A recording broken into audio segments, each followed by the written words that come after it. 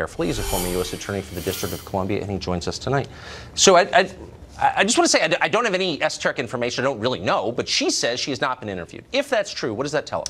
It tells us basically that this investigation by Mueller from the beginning has been a fraud. It had nothing to do with collusion by the Russians, and they knew that from the very beginning. Mr. Comey knew that from the very beginning because he knew that there was no basis for any of the FISA warrants, that there were no foreign agents of the Russian government involved in the case from the beginning, and that's why he refused to brief the Gang of Eight on Capitol Hill about the existence of the Russian probe and the dossier for months and months, because he knew if he briefed them, he would have to answer specific questions about the basis for the investigation, and no basis existed. Just as a procedural matter, but I think it's meaningful, can the FBI director say no to Congress when they say, come tell us about something that we're supposed to be overseeing? Can he just say no? Well, he kept it from them. They didn't know that the Russian probe, the counterintelligence probe, existed. He kept it from them. Now, if they had asked him, he clearly would have lied about it, because he's lied about it ever since the opportunity arose.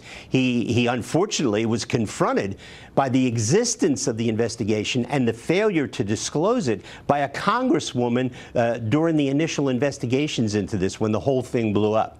It's unbelievable. So I would think that both parties, and Democrats think they're going to take control of the government at some point, and they may. They have an interest in having an FBI that they can trust, that we can all trust. So why is nobody on the left calling for charges to be filed against the former deputy director of the FBI, who, according to the IG, lied? Isn't that perjury? Wouldn't that warrant a prosecution? Well, there's no doubt that McCabe should be prosecuted. Whether or not he will be remains to be seen. I tend to think that it's almost impossible not to. Now that they've charged Michael Flynn with lying, right, and George Papadopoulos and all these little people who've done absolutely nothing wrong, there's no way you can't charge Andrew McCabe. Remember, he's a senior government official, senior law enforcement official, lied under oath 3 times, according to the Inspector General. No way he can't be charged with lying. And just stop you there. We can be certain when the IG of the FBI issues its report that we can trust that, right? Oh, absolutely. I mean, I don't think there's any doubt that Mr. Horowitz has done a credible job. There's no reason to doubt him. In addition, the internal watchdogs of the FBI themselves, their own Office of Professional Responsibility, their ethics watchdogs, said that he lied to them. So if you have a senior law enforcement official who lied under oath repeatedly about a criminal matter, why would he be defended by liberals? Where are the civil libertarians on the left? Because the liberals aren't liberals anymore. They're progressives. And remember, it was the progressives who created all the horrible movements in the 1920s and 30s.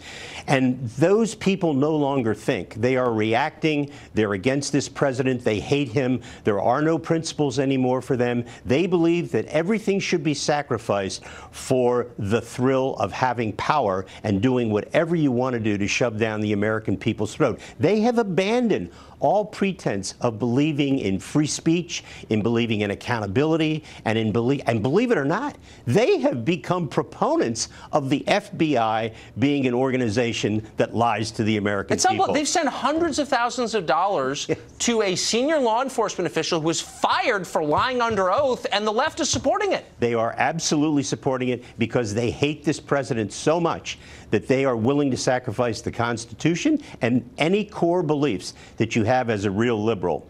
It's unbelievable. It's really distorting a lot of people. Joe Digenova, thank you for that perspective. Thank you. Milo Yiannopoulos was chased out